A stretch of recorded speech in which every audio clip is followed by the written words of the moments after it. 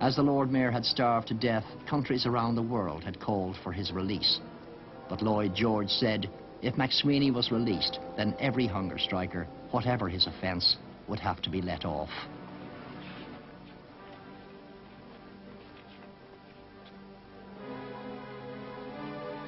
That same year of 1920 brought heartache to Michael Collins and his family. A detachment of the Essex Regiment arrived at the family home, Woodfield, late one night. They rounded up some local people, the immediate neighbours of ours, and got them to pile in straw and other material in which they threw petrol. And at Bainett Point they made the locals ignite the straw and stuff. And, technically they made the neighbours burn the house down. The family moved back into the old home alongside, which had been serving as a cattle shed and which the soldiers had tried unsuccessfully to burn. Today, smoke marks on the interior walls of the old home are reminders of that night. Later, standing in the ruins, Collins said, "They knew how to hurt me most." The officer in charge of the raid that night was Major Arthur Ernest Percival. 22 years later, as Lieutenant General Percival, he surrendered 60,000 of his troops to the Japanese in Singapore. But it was later in 1920 that a new and far more deadly adversary faced Michael Collins. Colonel Sir Ormond Winter came from London to reorganize military and police intelligence and to reopen communication with spies and informers, lines broken by the IRA campaign and Collins's squad.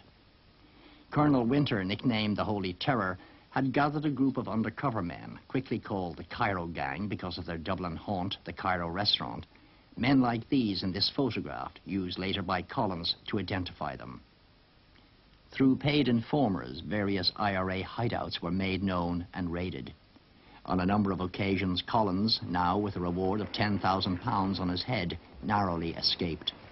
And the noose was tightening, a fact brought home in October when the Vice Brigadier of the IRA's Tipperary Brigade, Sean Tracy, was shot down in the centre of Dublin by plainclothes army officers under orders from Colonel Winter.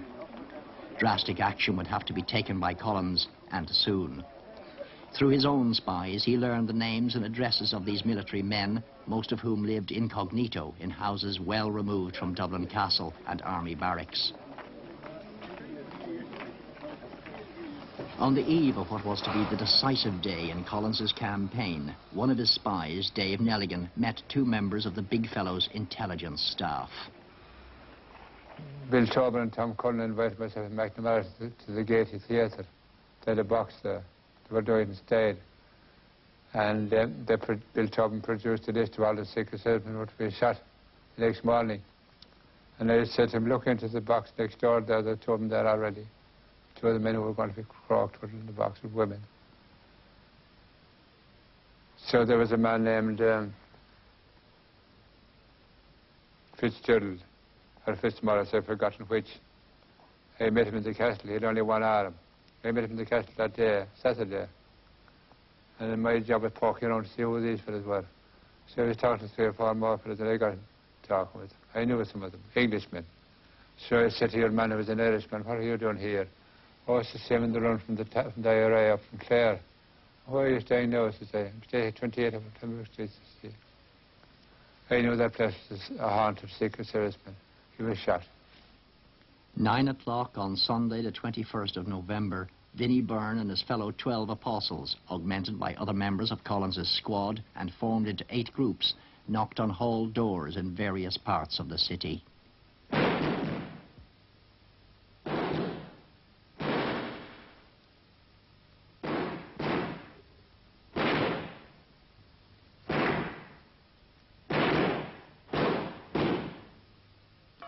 Altogether, 14 British officers were shot dead that morning. According to one account, some of the rooms afterwards resembled badly conducted abattoirs.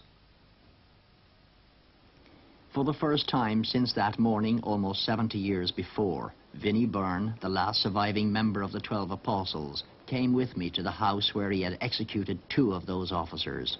The building now houses an insurance company. He and the other members of his group had attended Mass together in Westland Road Church and then walked less than a mile to number 38 Upper Mount Street. At exactly 9 o'clock, he knocked on the hall door. The maid opened the door. Vinnie Byrne said he had an important message for one of the officers. The maid knew something was amiss and tried to shut the door, but they pushed past her and demanded to know where the officers were sleeping. She indicated the front room and a room at the back of the house. When one section rushed into the front room through the adjoining one, the officer in the bed, which stood before this fireplace, reached under his pillow for a revolver, but quickly changed his mind. They bundled him down to the room of his colleague, a room which would now be the death chamber. Both men were made to stand on the bed up against the wall. You two men have been sentenced to death, and I come over here to carry out that sentence. The Lord have mercy on your souls. And the shooting took place. Let me get out of the house as quick as we could. What effect did the shootings have on Dublin Castle? Panic. Panic. Utter panic. All the crowd who were living out around the city all built into the castle. Rome couldn't be got to have a lot of money and one of the secret servicemen committed suicide. Complete panic. They arrested thousands of people. Hadn't a clue what they were doing. It was the biggest blow they ever got. Although the dead officers were given a state funeral in London, British Prime Minister Lloyd George had secretly little sympathy for them. They got what they deserved, he said, beaten by counter-jumpers. Michael Collins wrote, "For myself, my conscience is clear. There's no crime in detecting and destroying in wartime the spy and the informer. I have destroyed without trial. I have paid them back in their own coin." But the killing wasn't over on that day, which was to become known as Bloody Sunday. At 3:15 that afternoon, Black and Tans went to Croke Park Stadium, where a football match was in progress between Dublin and Tipperary. They opened fire with a machine gun and rifles. 11 spectators and one of the players, Michael Hogan of Tipperary, were killed. 70 other people were either wounded by the gunfire or injured in the stampede for safety. As anxious relatives visited the injured, the arguments began. The Black and Tans claimed an IRA picket had opened fire on them as they arrived at the ground to search for those involved in the shootings that morning. People at the match denied this. The only IRA deaths that day were Dick McKee and Pater Clancy, captured the night before. In Dublin Castle, they were tortured and then killed. The fighting continued throughout the country. Part of Cork City was burned by the RIC and auxiliaries in retaliation for IRA ambushes. The IRA carried out more ambushes, and so the spiral of violence continued. Between January and July 1921, 228 police and 96 soldiers were killed. In 2 of those months, 317 IRA men and civilians died. Lloyd George was now under great pressure from at home and abroad to initiate a settlement. The biggest single operation by the IRA in terms of their numbers was the burning of the Custom House in Dublin, suggested by Eamon de Valera and approved by Michael Collins. On May the 25th, 1921, 120 volunteers, including some of Collins's squad, took over and burned the Custom House, which housed the local government board and the headquarters of the Inland Revenue. However, this gigantic attempt to cripple British administration was costly to the IRA. 6 of them were killed and 80 captured by auxiliaries who arrived at the scene. But it was one of the actions which led the British government, through King George V, to open the door to a truce. On a visit to Belfast on the 22nd of June, the King said, "I speak from a full heart when I pray that my coming to Ireland today may prove to be the first step towards the end of strife amongst her people, whatever their race or creed.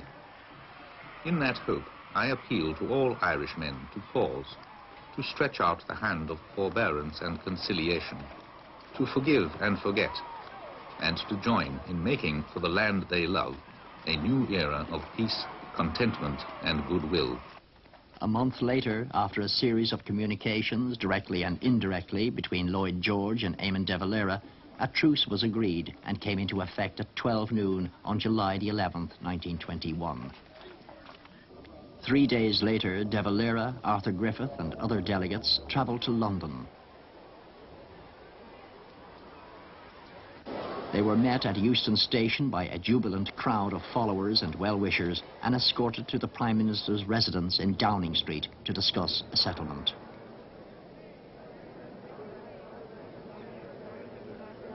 On the road outside, women knelt and prayed for a lasting peace.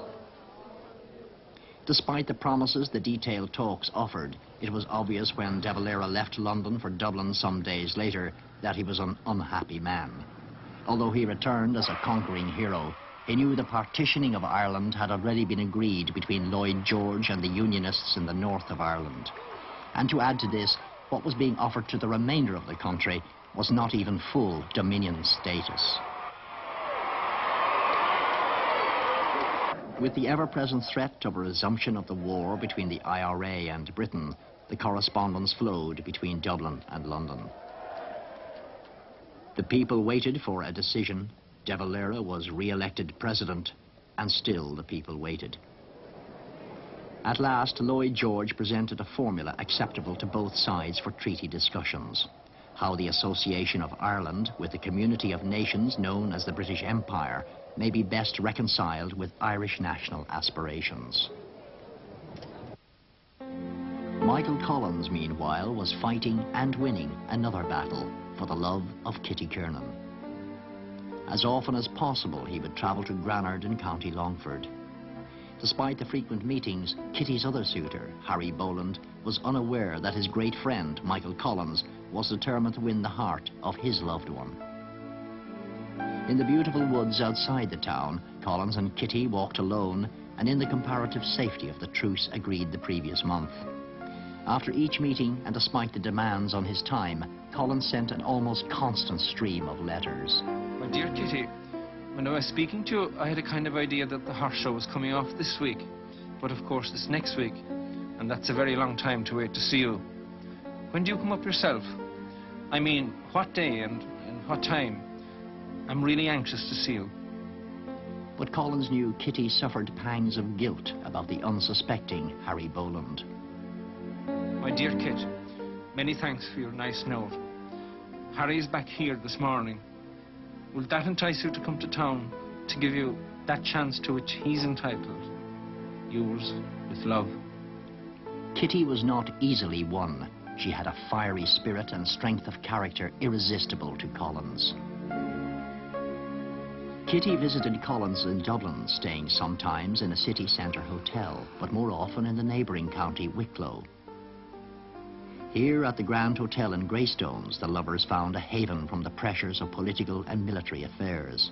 How their relationship survived at all during those times is difficult to imagine. As the treaty negotiations approached, the strain showed on Collins. My very own dear Kit, I'm working almost asleep. You'll forgive scribble, therefore. Can't write any more. I'm thinking of you, and in a nice way. Yours, I hope. It was assumed that Eamon de Valera, a skillful negotiator, would head the five-man Irish delegation to London. But he argued that at a time of crisis, the head of state should remain at home.